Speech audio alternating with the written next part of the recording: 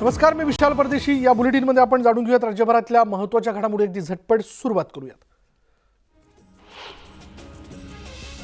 दिवाळी पाडव्याच्या निमित्तानं सुवर्णनगरी जळगावमध्ये ग्राहकांनी गजबजल्याचं बघायला मिळालं।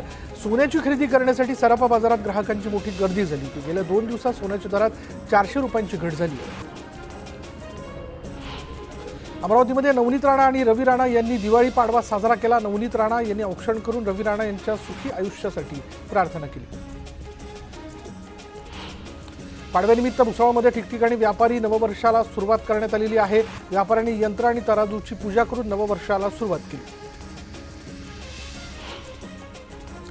बलिप्रतिपदेनिमित्त कल्याणच्या ग्रामीण भागात बैलांना आगीच्या ज्वाळातून उडवत पळवत नेण्याची प्रथा पाळण्यात येते आणि त्यानुसार गांधारी भागात बैलांना सजवून त्यांची पूजा केली जाते।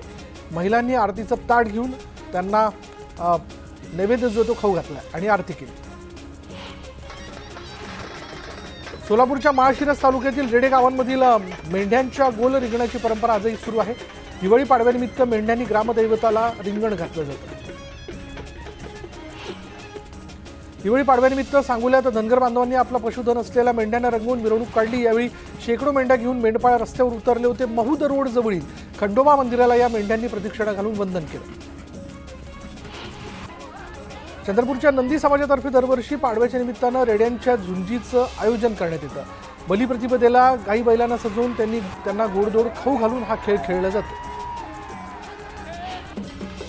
लवजी वस्ताद साळवे यांच्या 229व्या जयंतीनिमित्त उदगीर शहरात मिरवणूक काढण्यात आली। यावेळी कलावंतांनी विविध प्रकारची प्रात्यक्षिकं केली। पुजारी आणि भक्तांना मारहाण प्रकरणी अहमदनगरमधील गुहा गावात बेमुदत बंद पाळण्यात येतोय। मंदिराच्या ट्रस्टींसह 58 जणांवर गुन्हा दाखल झाल्यानं ग्रामस्थ आक्रमक झालेत। गुन्हे मागे घेतले जात नाहीत तोपर्यंत सर्व व्यवहार बंद ठेवण्याचा निर्णय घेण्यात आला। सरसकट समायोजन करण्याच्या मागणीसाठी राष्ट्रीय आरोग्य अभियानांतर्गत आरोग्य कर्मचारी आणि अधिकाऱ्यांचं अकोला जिल्हाधिकारी कार्यालयासमोर 19 दिवसांपासून आंदोलन केलं जातंय। मात्र अद्यापही शासनानं त्याची दखल घेतलेली नाही। त्याचा निषेध करत या कर्मचाऱ्यांनी येणाऱ्या जाणाऱ्या नागरिकांचं बीपी आणि शुगर चेक करत अनोखं आंदोलन केलं। मुख्यमंत्री वैद्यकीय सहाय्यता कक्षाचे प्रमुख मंगेश चिवटे यांनी अंतरवाली सराटी इथे जाऊन मनोज जरांगे पाटील यांची भेट घेतली। राज्य सरकारनं तातडीनं मराठा समाजाला आरक्षण द्यावं अशी मागणी यावेळी जरांगेंनी केली। त्याचबरोबर बीडमधील आंदोलकांवरील गुन्हे मागे घेण्याची मागणी करण्यात आली। समजूतदाराला समजावून सांगता येतं, पण ज्यांना समजत नाही त्यांना काय सांगणार, अशा शब्दात अनिल गोटे यांनी वकील गुणरत्न सदावर्तेंवर टीका केली। अनिल गोटे फार छोटे आहेत, मी डॉन हूं असं वक्तव्य सदावर्ते यांनी केलं होतं। पाडव्याच्या पहाटे मंगलगाणी असतात, दंगलगाणी नाही, अशा शब्दात ठाण्यामधील पाडवा पहाटवरून सुषमा अंधारे यांनी शिवसेनेवर हल्लाबोल केला। शिंदे गटाकडे वैचारिक आणि नैतिक अधिष्ठान नाही अशी टीका त्यांनी केली आहे। रत्नागिरीमधील गणपतीपुळे किनाऱ्यावर आलेल्या वेल माशाच्या पिल्लाला वाचवण्यासाठी शर्थीचे प्रयत्न केले जातात। 20 फूट लांब आणि 5 ते 6 टन वजनाच्या या माशाला समुद्रात खेचण्याचे प्रयत्न सुरू आहे। मात्र ओहोटी असल्यानं त्यात अडथळे येत आहेत। पुण्यावरून आलेली एक्सपर्टची टीम माशावर उपचार करत असून सध्या त्याला सलाईनवर लावण्यात आलाय। जामखेड तालुक्यातील अरणगाव इथे विहिरीत बिबट्या पडलेला आहे, त्याला बाहेर काढण्यासाठी वनविभागाचे प्रयत्न सुरू आहेत। राष्ट्रवादीच्या फुटीनंतर शरद पवारांचं निवासस्थान असलेल्या गोविंद बागेत दिवाळी पाडवा साजरा होतोय। शरद पवार सुप्रिया सुळे राज्यभरातील कार्यकर्त्यांची भेट घेत शुभेच्छांचा स्वीकार करतात आणि यावेळी उपमुख्यमंत्री अजित पवारांनी या कार्यक्रमाला भेट दिली नसल्यानं राजकीय चर्चांना उधाण आलं।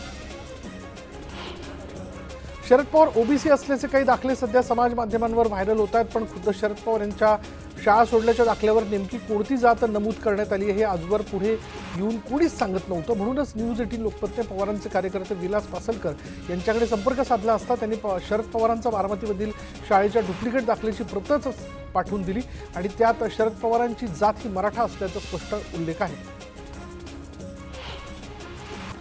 देवेंद्र फडणवीस मुद्दामहून काही लोकांना पुढे करून वाद निर्माण करण्याचा प्रयत्न करत असल्याचा आरोप रोहित पवार यांनी केला। सत्तेतील वरिष्ठ नेत्यांचे आदेश असल्याशिवाय पोलीस हातावरती हात ठेवून शांत बसणार नाही असंही ते म्हणाले। ठाकरे गटाचे कोथरूडचे माजी सेना आमदार चंद्रकांत मुकाटे यांनी दिवाळी फराळ कार्यक्रमाचं आयोजन केलं होतं आणि यावेळी शिवसेना भाजपची जुनी युती पुन्हा एकदा एकत्र यावी अशी अपेक्षा आजीबाजी आमदारांनी व्यक्त केली। त्यावर भाजप आमदार माधुरी मिसाळ यांनी अर्धी शिवसेना ऑलरेडी आमच्याकडे आली आहे, उरलेल्या शिवसेनेनंही आमच्यासोबत यावं असं म्हटलं। भविष्यात विजय वडेट्टीवार यांना भाजप चांगला पक्ष वाटायला लागला तर आश्चर्य वाटायला नको असा टोला चंद्रशेखर बावनकुळे यांनी लगावला. मी त्यांना ऑफर देत नाही पण काळच ठरवेल असंही वक्तव्य त्यांनी केलं. उपमुख्यमंत्री अजित पवार यांच्यासाठी नागपुरात विजयगड बंगल्याचं बांधकाम युद्ध पातळीवर सुरू आहे. तब्बल 48 लाख रुपये खर्च करून दादांच्या या बंगल्यात नवीन कॉन्फरन्स हॉल, कार्यालय, लॉन, सुरक्षा भिंत वाढवणं आणि नवीन एक्झिट गेट तयार केलं जातं. 7 डिसेंबरपासून नागपुरात सुरू होणाऱ्या हिवाळी अधिवेशनासाठी या विजयगड बंगला जो आहे तो सज्ज केला जातो. सिंधुदुर्ग जिल्ह्यात निलेश राणे, उद्योगमंत्री उदय सामंत आणि उदय सामंत यांचे बंधू किरण सामंत यांचे एकत्रित बॅनर लावण्यात आलेले आहेत. हे बॅनर सध्या चर्चेचा विषय बनलेत. काहीच दिवसांपूर्वी निलेश राणे आणि उदय सामंत यांची भेटही झाली होती. गुहागरमध्ये भास्कर जाधव यांना टक्कर देण्यासाठी मनसेकडून प्रमोद गांधींसाठी जोरदार मोर्चेबांधणी सुरू आहे. प्रमोद गांधी यांना उमेदवारी द्या अशी मागणी मनसे कार्यकर्त्यांकडून केली जाते.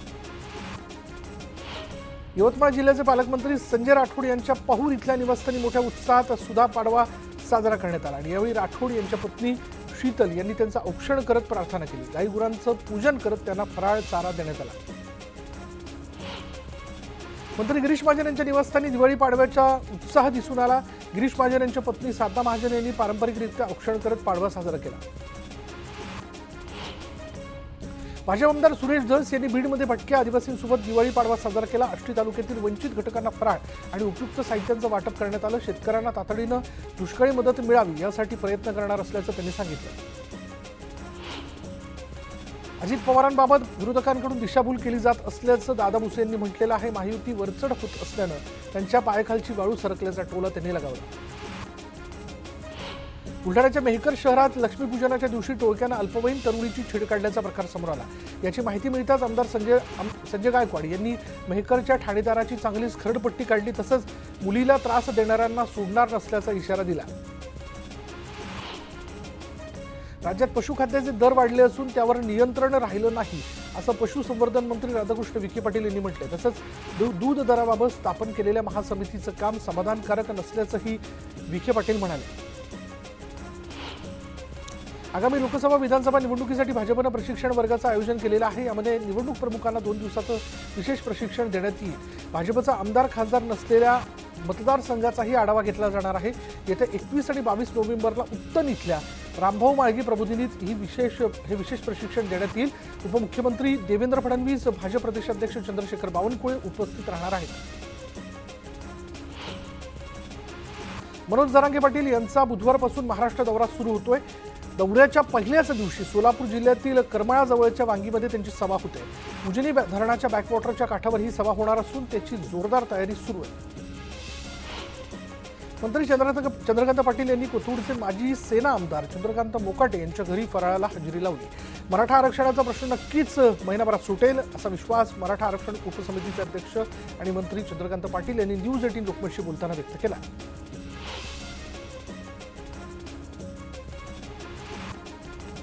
ऊस दराची कोंडी फुटल्याशिवाय ऊसाचे ट्रॅक्टर सोडणार नाही असा निर्धार स्वाभिमानीनं व्यक्त केलेला आहे. मौजे डिग्रज इथे ऊस अडवल्यानंतर साखर कारखानदारांनी धाव घेत स्वाभिमानीच्या कार्यकर्त्यांची भेट घेत चर्चा केली आणि ही चर्चा निष्फळ ठरली आहे. सांगलीत ऊस आंदोलन चिघळण्याच्या मार्गावरती तब्बल 12 तासांपासून सांगलीच्या ऊस पट्ट्यात ऊस वाहतूक रोखून धरण्यात आली. सांगली नजीकच्या मौजे डिग्रजमध्ये ऊसानं भरलेले सुमारे 100हून अधिक ट्रॅक्टर रात्रीपासून अडवण्यात आले. त्यामुळे 2 किलोमीटर अंतरापर्यंत ट्रॅक्टरच्या रांगा लागल्या होत्या. ऊस आंदोलनामुळे कोल्हापूर जिल्ह्यात कायदा आणि सुव्यवस्थेची स्थिती निर्माण झाली आणि त्यामुळे या प्रश्नाकडे मुख्यमंत्र्यांनी तातडीने लक्ष घालावं अशी मागणी आमदार सतीश पाटील यांनी केली. राजू शेट्टींशी आजच्या आज संपर्क साधून हा प्रश्न सोडवावा असंही सतीश पाटील म्हणाले. दिवाळी पाडव्याच्या शुभमुहूर्तावर कोल्हापुरातील बाजार समितीमध्ये गुळाच्या सौद्यांना सुरुवात झाली आहे. बाजार समितीत गुळाला प्रति क्विंटलला आतापर्यंत सर्वाधिक 11,000 रुपये दर मिळाला आणि पालकमंत्री हसन मुश्रीफ, सतेज पाटील यांच्यासह मान्यवरांच्या उपस्थितीत सौदे पार पडले. यावेळी गुळ उत्पादक शेतकरी, अडते व्यापारी, माथाडी कामगार उपस्थित होते.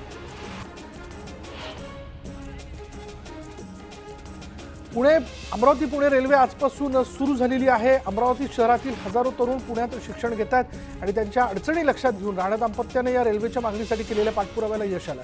खासदार नवनीत राणांनी या रेल्वेला हिरवा झेंडा दाखवला.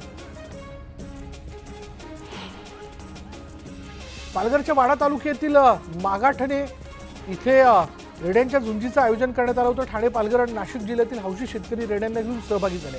यावेळी रेड्यांच्या झुंजी पाहण्यासाठी स्थानिकांनी मोठी गर्दी केली होती. अहमदनगरच्या गुहा गावातील कानिफनाथ मंदिरात पुजारी आणि भाविकांना झालेल्या मारहाणीनंतर गावकरी आक्रमक झाले. जोवर मंदिराची जागा ताब्यात मिळत नाही तोवर मागे हटणार नाही अशी आक्रमक भूमिका गावकऱ्यांनी घेतली.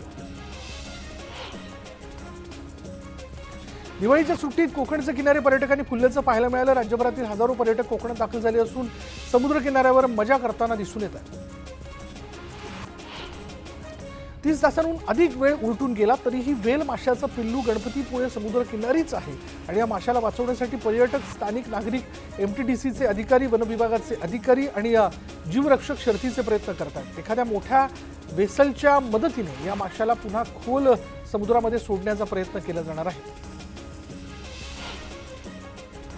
रत्नागिरी जिल्ह्यातील हर्णे बंदरावर पर्यटकांनी मोठी गर्दी केली आहे. सुरमई, पापलेट सारखे ताजे मासे खरेदी करण्यासाठी पर्यटकांची झुंबड उडाली आहे.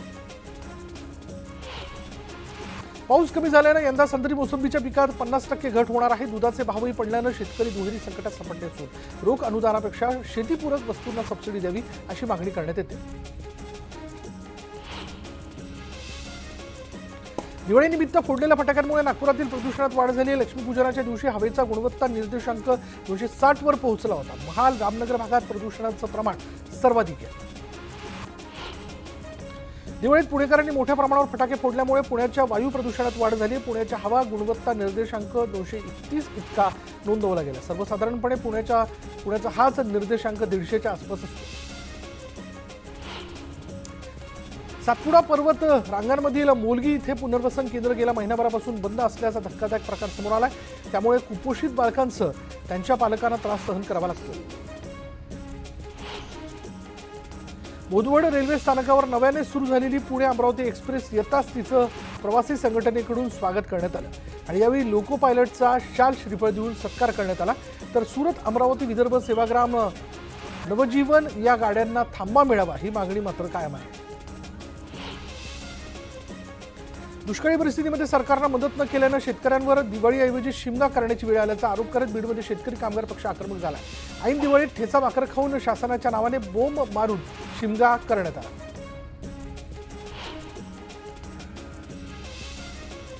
चंद्रपुरातल्या कोरपाना तालुक्यात ग्रामपंचायतीच्या सरपंच, उपसरपंचासह सदस्यांनी अल्ट्राटेक सिमेंट कंपनी विरोधात धरणं आंदोलन केलं. विविध मागण्यांसाठी हे नागरिक बेमुदत उपोषणाला बसलेत. कंपनीच्या CSR निधीमधून ग्रामपंचायतींना पाहिजे त्या प्रमाणात निधी उपलब्ध करून देण्यात येत नसल्याचा आरोप ग्रामपंचायत पदाधिकाऱ्यांनी केला. येवल्याच्या विठ्ठलनगर भागात चोरट्यांनी धुमाकूळ घातला आणि या चोरट्यांनी एका बंगल्यात शिरून खिडकी, दारं उघडण्याचा प्रयत्न केल्याचा प्रकार बंगल्याबाहेर असलेल्या CCTV कॅमेऱ्यात कैद झाला आणि त्यामुळे परिसरात भीतीचं वातावरण निर्माण झालं. सातारा पोलिसांच्या स्थानिक गुन्हे शाखेने मोठी कारवाई केली. यात तब्बल 1 किलो सोनं आणि 5 किलो चांदीचे दागिने हस्तगत करण्यात आले असून कारवाईमध्ये 3 आरोपींना अटक करण्यात आली. तसंच गुन्ह्यात वापरण्यात आलेली हत्यारं सुद्धा जप्त करण्यात आली.